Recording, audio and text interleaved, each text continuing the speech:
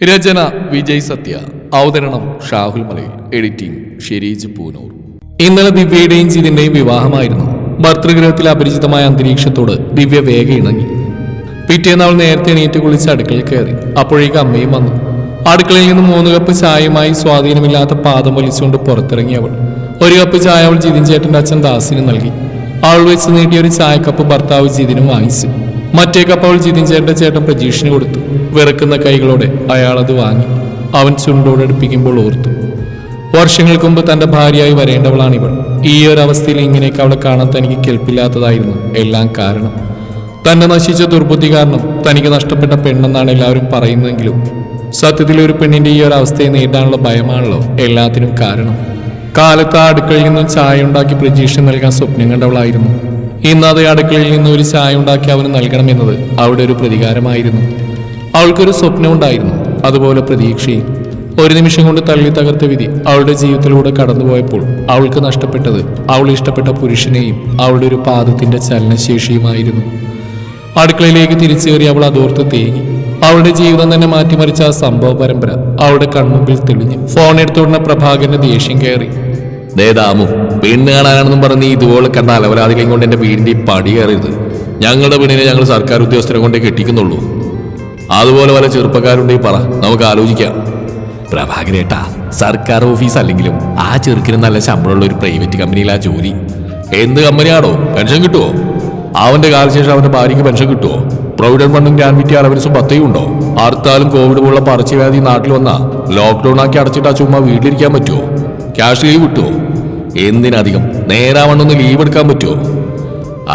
അത് പിന്നെ ബ്രോക്കർ ദാമു ഫോണിന്റെ മറുതലക്കൽ നിശബ്ദത പാലിക്കാനേ പറ്റിയുള്ളൂ. പ്രഭാകരേട്ട വിഷമിക്കണ്ട, ഇനി മോൾക്ക് പറ്റിയ സർക്കാർ ഉദ്യോഗസ്ഥനെയും കൊണ്ട് മാത്രമേ ഞങ്ങൾ വരുള്ളൂ. ദാമു ഉറപ്പ് നൽകി. ഇന്നത്തെ കാലഘട്ടത്തിൽ സ്വന്തം മോൾ ആർക്ക് കല്യാണം കഴിച്ചു കൊടുക്കണമെന്നതിനെ കുറിച്ച് അവരുടെ മാതാപിതാക്കൾക്ക് സ്വന്തമായി ഒരു തീരുമാനമെടുക്കുന്നതിൽ പരിപൂർണ അവകാശമുണ്ട്. അവരത് ആഗ്രഹിക്കുന്നത് നടപ്പാക്കുന്നതിലും തെറ്റൊന്നുമില്ല. കാരണം പെൺമക്കളുടെ ഭാവി സുരക്ഷിതമാക്കാൻ വേണ്ടത് ചെയ്യാൻ മാതാപിതാക്കൾക്ക് അതിൻ്റെതായ ഉത്തരവാദിത്വമുണ്ട്. രാമുവിന് അതറിയാം.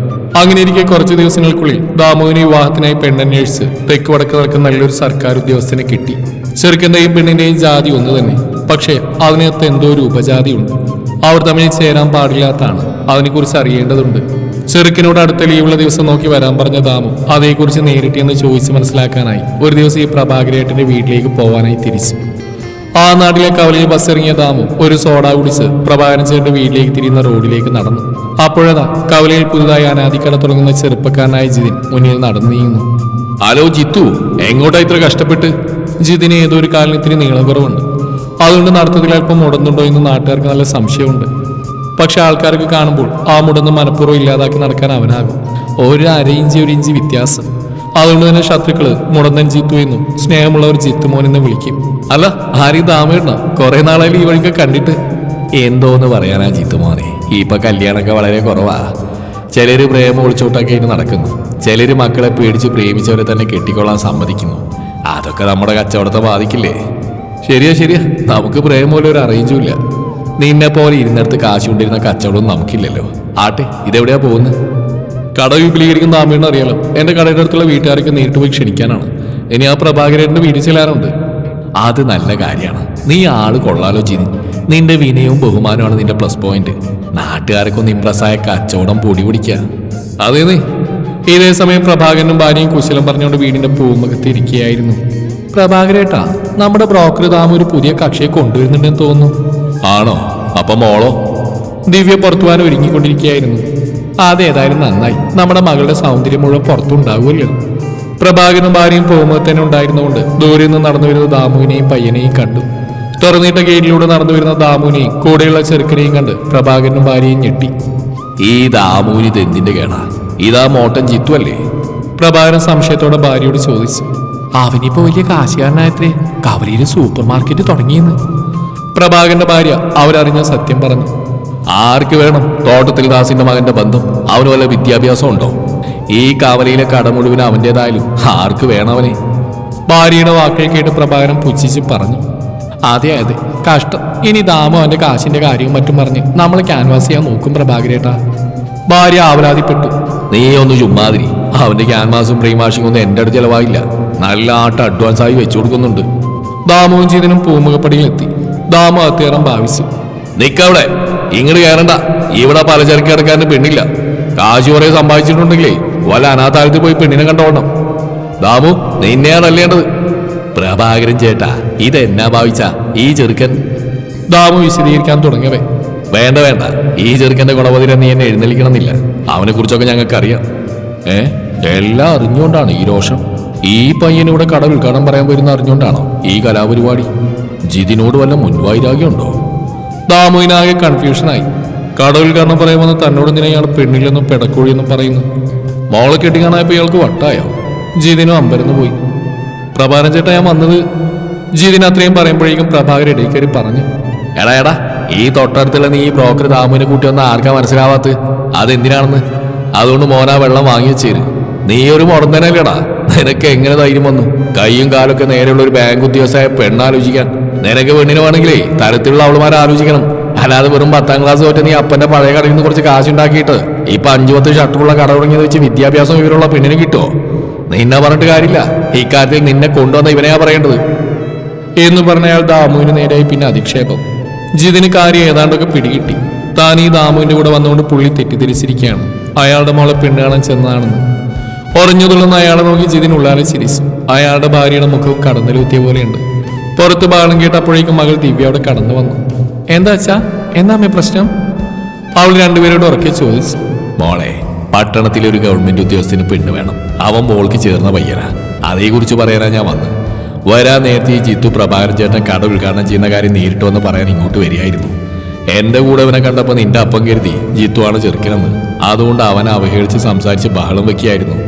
ദാമു പറയുന്ന കേട്ട പ്രഭാകരൻ എളുപ്പിനായി. ഭാര്യയെ നാണം കെട്ടു.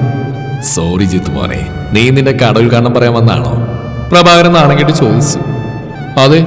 അതും പറഞ്ഞ ജിതിൻ അവന്റെ കയ്യിൽ പൊതിയിൽ നിന്നും ഒരു ഇൻവിറ്റേഷൻ ലെറ്റർ എടുത്ത് പ്രഭാകരന് കൊടുത്തു. ഉദ്ഘാടനത്തിന് വരണം, കടയിൽ നിന്ന് സാധനങ്ങൾ വാങ്ങിയും വേണം.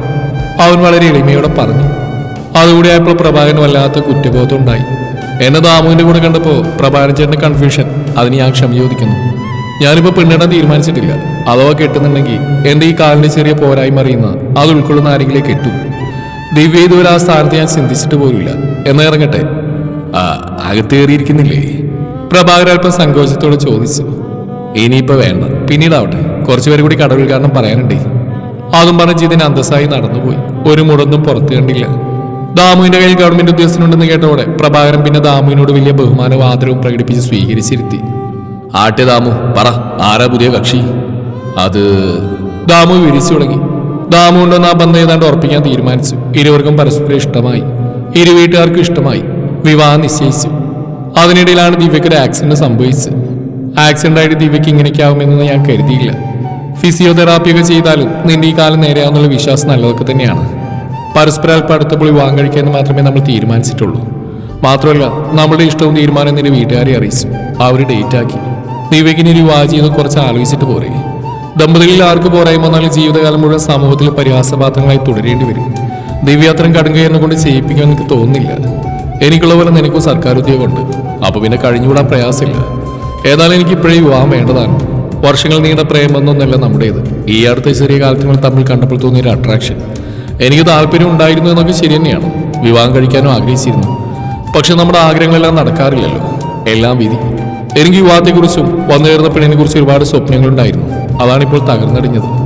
ഇനിയൊരു പരീക്ഷണത്തിന് ഞാനില്ല. ജീവിതമാകുമ്പോൾ ഒരു ദീർഘവീക്ഷണമൊക്കെ വേണ്ടതാണ്. നമ്മൾ തമ്മിൽ ഇന്നും നല്ല സുഹൃത്തുക്കളായി തുടരും ദിവ്യ.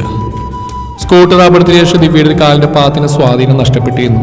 ഹോസ്പിറ്റലിലായ തന്നെ ഒന്ന് തിരിഞ്ഞു നോക്കാത്ത കാമുകനായ പ്രജീഷിനെ ആവതില്ലാത്ത കാലുകൊണ്ട് അവന്റെ ഓഫീസിൽ ചെന്ന് കണ്ടപ്പോഴുള്ള വർത്തമാനമാണ് ആ കേട്ടത്. ഒട്ടും പ്രതീക്ഷിക്കാത്ത ആ വാക്കുകൾ കേട്ടപ്പോൾ ദിവ്യ അമ്പരന്ന് പോയി. തന്റെ ആക്സിഡന്റ് ഒരു പക്ഷെ അറിഞ്ഞിട്ടില്ലായിരിക്കും എന്നാണ് കരുതിയത്. മാത്രമല്ല, ഫോണൊക്കെ അപകടത്തിൽപ്പെട്ട് നശിച്ചു കാരണം കോണ്ടാക്ട് ചെയ്യാനും പറ്റിയില്ല. എനിക്കല്പം തിരക്കുണ്ട് കേട്ടോ. അയാൾ ഓഫീസ് ബാഗിനെടുത്ത് ഓഫീസിൽ നിന്ന് ഇറങ്ങി നടന്നു. തന്നെ ഒരു കെയറും ചെയ്യാൻ നടന്നു നീങ്ങുന്ന അവരെ നോക്കി അവൾ കണ്ണീർ പൊഴിച്ചു. കണ്ണീർ ചോരയില്ലാത്ത ദുഷ്ടനെയായിരുന്നല്ലോ താൻ ആഗ്രഹിച്ചു പോയത്. അവൾ എങ്ങനെയൊക്കെയോ പടിയിറങ്ങി താഴെ എത്തുമ്പോൾ അവൻ വണ്ടിയിൽ കയറി യാത്രയായി. ദിവ്യ കഷ്ടപ്പെട്ട് അവളെ 3 വീൽ സ്കൂട്ടറിന് അടുത്തെത്തി. സങ്കടം കൊണ്ട് കരച്ചിലടക്കാനായില്ല. സ്കൂട്ടർ ഓടിച്ച് വീട്ടിലേക്ക് പോകുമ്പോൾ അവൾ വഴിയിലൂടെ നീളം കരഞ്ഞുകൊണ്ടിരുന്നു. ജിതിൻ ചേട്ടന്റെ മാറിൽ തലവെച്ചെടുക്കാൻ കൊതിയോടെ ദിവ്യ ആവതില്ലാത്ത കാൽപാദം കൊണ്ട് ശ്രമിക്കുന്നുണ്ട്. ജിതിൻ അവളെ പൊക്കിയെടുത്ത് നെഞ്ചിൽ കിടത്തി. അവൾക്ക് സന്തോഷമായി. ഇടത് കാൽപാദത്തിന്റെ ബലം അവൾക്കൊരു ആക്സിഡന്റ് അല്പം നഷ്ടമായിരുന്നു. ഇതൊക്കെ അറിഞ്ഞിട്ട് തന്നെയാണ് ജിതിൻ അവളെ കെട്ടിയത്. അപകടത്തിന് മുമ്പ് ഒരുപാട് ചെറുക്കന്മാർ പെണ്ണ് കണ്ടുപോയതാണ് ദിവ്യ. അന്ന് വന്ന പയ്യന്മാരെയൊന്നും അവിടെ മാതാപിതാക്കൾ ബോധിച്ചില്ല. ജിതിൻ ചേട്ടന്റെ ഭാര്യയാകാനായിരുന്നു കാലമൊരുക്കിയ ചില കുസൃതികൾ. അങ്ങനെ കിടന്നുകൊണ്ട് അവിടെ ചിന്തകൾ അതിലേക്ക് പറക്കാൻ തുടങ്ങി. ഒരു ദിവസം ദിവ്യ ബാങ്കിൽ നിന്ന് ജോലി കഴിഞ്ഞ് തന്റെ സ്കൂട്ടിയിൽ വരവെ ഒരു ബൈക്കുമായി കൂട്ടിയിടിച്ച് ആക്സിഡന്റ് ആയി. തെറിച്ച് വീണ അവിടെ പാത്തിൽ കൂടെ ബസ് കയറി ഇറങ്ങി. മിശ്രഭംഗം വന്ന പാദത്തിന്റെ അസ്ഥികൾ കൂട്ടിയോജിപ്പിച്ച് അതൊരു പാദരൂപമാക്കുന്നതിന് ഡോക്ടർമാർ ഒരുപാട് പരിശ്രമിച്ചു. കുറെ നാൾ ഹോസ്പിറ്റലിൽ കിടക്കേണ്ടി വന്നു. പാദത്തിന് അല്പം വൈകല്യവും നടക്കുമ്പോഴുള്ള ചെറിയൊരു അഴച്ചിലും കാരണം വിവാഹം ഉറപ്പിച്ച് ചേർക്കാൻ പ്രജീഷിന്റെ മനസ്സ് മാറി. മുടന്തിയെ അവന് വേണ്ട. നിശ്ചയിച്ചുറപ്പിച്ച വിവാഹം മുടങ്ങി. പാദത്തിന് ചില പോരായ്മകളുണ്ടെങ്കിലും ദിവ്യ തന്റെ സ്കൂട്ടിയിൽ വീണ് ജോലിക്ക് പോയി തുടങ്ങി. അതിനുശേഷം അവിടെ ആരും പെണ്ണന്വേഷിച്ച് വന്നില്ല. 1-2 വർഷങ്ങൾ കടന്നുപോയി. ദിവ്യക്ക് വയസ്സ് കൂടി വന്നു. വിവാഹപ്രായമൊക്കെ അതിക്രമിച്ചു. സർക്കാർ ഉദ്യോഗസ്ഥനായ ജ്യേഷ്ഠൻ പ്രജീഷ് ഇപ്പോഴും കെട്ടാച്ചരക്കായി വീട്ടിൽ തന്നെയുണ്ട്. വർഷങ്ങൾക്ക് മുമ്പ് പുള്ളി വിവാഹത്തിന് ഒരുങ്ങുന്നു. അമ്മയൊക്കെ കൊണ്ടുപോയി പെണ്ണിനെ കണ്ട് വിവാഹം ഉറപ്പിച്ചതൊക്കെയാണ്. പിന്നെന്താണ് സംഭവിച്ചെന്ന് അറിയാൻ ശ്രമിച്ചപ്പോഴാണ് താൻ സൂപ്പർ മാർക്കറ്റ് നടന്ന നാട്ടിലെ പ്രഭാകരൻ മുതലാളിയുടെ മകളെയാണ് ജ്യേഷ്ഠൻ ആലോചിച്ചതെന്നും ആക്സിഡന്റ് ആയതിനാൽ വിവാഹം മുടങ്ങിയതെന്നുള്ള വിവരങ്ങൾ. തുടർന്ന് ദിവ്യയുടെ കാര്യങ്ങളൊക്കെ ജിതിൻ അറിയുന്നുണ്ടായിരുന്നു. പ്രഭാകരൻ എന്ന് പറഞ്ഞ വാക്കുകൾ ജിതിൻ ഓർത്തു. നിനക്ക് തക്ക പെണ്ണിനെ അന്വേഷിച്ചാ പോരെ? എന്തോരം പെൺകുട്ടികൾ കാലും കൈ ആവാത്തതായിട്ട് ഈ നാട്ടിലുണ്ട്. ഒരു ദിവസം ജിതിൻ തന്റെ അച്ഛൻ ദാസിനെയും കൂട്ടി പ്രഭാകരന്റെ വീട്ടിലെത്തി. എന്റെ മൂത്ത മോനൊരു പ്രാവശ്യം ഞാനിവിടെ പെണ്ണന്വേഷിച്ചു വന്നതാ. വിവാഹം ഉറപ്പിച്ചതാ. നിങ്ങളുടെ മകൾ അപകടത്തിൽപ്പെട്ട വയ്യായിക്ക് മൂലം അവന്റെ മനസ്സ് പതറി. അത് കാരണം ആ വിവാഹം മുടങ്ങി. എനിക്കതിന്റെ ദുഃഖം മനസ്സിലുണ്ട്. എനിക്കെന്ത് ചെയ്യാൻ പറ്റും? കെട്ടുന്നവർക്ക് വേണ്ടി മാതാപിതാക്കൾക്ക് തള്ളിക്കെട്ടിക്കാൻ പറ്റുമോ? നിന്റെ പെണ്ണിനെ നീ കൊടുക്കുന്നോ പ്രഭാകര? എന്റെ മോൻ ജിതിൻ, അവൻ പാവാ. അവൻ കെട്ടിക്കൊണ്ടുപോയി നന്നായിട്ട് നോയിക്കോളും. കെട്ടുപ്രായം കഴിഞ്ഞിട്ട് കുറെ നാളുകളായി മകൾ വീട്ടിലിരിക്കുന്നുണ്ട്. ആ മാതാപിതാക്കൾ തീർത്തും നിരാശരും ചിന്താവിവശരുമായിരുന്നു. അപ്പോൾ മക്കളെ കണ്ടും മാമ്പു കണ്ടും കൊതിക്കരുതെന്ന് പണ്ടുള്ളവര് പറഞ്ഞ് എത്ര നേരാ. ഇവളെ കണ്ട് ഞങ്ങൾ അല്പം അഹങ്കരിച്ചു പോയി. മോനിനോട് ക്ഷമിക്കണം. അന്ന് ഞാൻ പറഞ്ഞ വാക്കുകൾ ദൈവം ഏറ്റെടുത്തെന്ന് തോന്നുന്നു. വൈകല്യമുള്ള മോനെ കെട്ടാൻ വേണ്ടി ദൈവന്റെ മോളെ താഴ്ത്തിയെങ്കിലും സ്വഭാവത്തിലും ആൾക്കാരുടെ പെരുമാറ്റത്തിലും മോനോടൊത്ത് ഉയരാൻ ദൈവം ഞങ്ങൾക്ക് അവസരം ഉണ്ടാക്കിയതായിട്ടാണ് തോന്നുന്നത്. ഈ വിവാഹത്തിന് ഞങ്ങൾക്ക് എല്ലാവർക്കും ഒരുപോലെ സമ്മതമാണ്. അതൊന്നും സാറില്ല. ഇപ്പൊ നടക്കുന്ന കാലം എത്ര മോശമാണെന്ന് പറഞ്ഞാലും ആ കാലം നോക്കി നമ്മൾ എത്ര മോശമായി നടക്കുന്നു എന്നാണ്. അങ്ങനെയെങ്കിലും കാലത്തിന് നമ്മളെ മോശമാക്കാൻ പറ്റുള്ളൂ. മറിച്ച് ഏത് പരിതസ്ഥിതിയിലും നമ്മൾ നന്മ മുറുകെ പിടിച്ചാൽ നമ്മളെ ഈ നന്മ തേടി വരും. ഒരു കാലത്തിനും നമ്മെ മോശമാക്കാൻ പറ്റില്ല. പത്തിമണങ്ങിയ പ്രഭാകരന് തന്റെ അഹങ്കാരത്തിന് പറ്റിയ തെറ്റിൽ നല്ലൊരു പ്രായശ്ചിത്തമായി അതിനെ കണ്ട് മോളെ ജിതിന് കല്യാണം കഴിച്ചു കൊടുക്കാൻ തീരുമാനിച്ചു. അങ്ങനെ ജിതിൻ ദിവ്യയെ കെട്ടി വീട്ടിലേക്ക് കൊണ്ടുവന്നു. മാസങ്ങൾ കഴിഞ്ഞു. ജിതിൻ നൽകിയ ആത്മവിശ്വാസത്തിന്റെ ബലത്തിൽ നിരന്തരമായ ഫിസിയോതെറാപ്പിയും വാക്കിംഗ് പ്രാക്ടീസും കൊണ്ട് ദിവ്യ ഒരു പരിപൂർണ്ണ മനുഷ്യനെ പോലെ നടക്കാൻ തുടങ്ങി. അനുജൻ ജിതിനൊപ്പം സോഫയിൽ നിന്ന് TV കാണുന്ന നേരം ഇരുവർക്കുമായി ദിവ്യ കൊണ്ടുകൊടുത്ത ചായക്കപ്പ് ചുണ്ടോടെടുപ്പിക്കുമ്പോൾ പ്രജീഷിന്റെ ഹൃദയം തേങ്ങി. സ്നേഹിച്ച പെണ്ണിനോട് താൻ കാണിക്കേണ്ട ആത്മാർത്ഥതയും ആത്മസമർപ്പണവും ഇതൊന്നും അറിയാത്ത തന്റെ അനുജന് വിവാഹം ചെയ്ത് അവളോട് കാണിച്ചു.